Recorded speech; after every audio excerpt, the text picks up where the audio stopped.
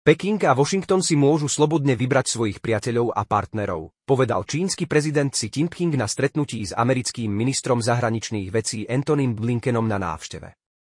Obe strany môžu mať svojich priateľov a partnerov a nemali by sa navzájom konfrontovať ani si navzájom ubližovať, citovala ho čínska centrálna televízia. Čína sa drží zásady nezúčastňovania sa na žiadnom bloku, povedal a vyzval Spojené štáty, aby sa zdržali spájania sa do malých skupín.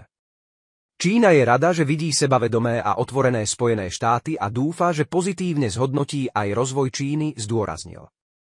Tlačová agentúra AFP s odvolaním sa na predstaviteľa ministerstva zahraničných vecí USA už skôr informovala, že na stretnutí s čínskym ministrom zahraničných vecí Wang im vyjadril americký minister zahraničných vecí Antony Blinken znepokojenie nad údajnou podporou Číny ruskému obrannému sektoru.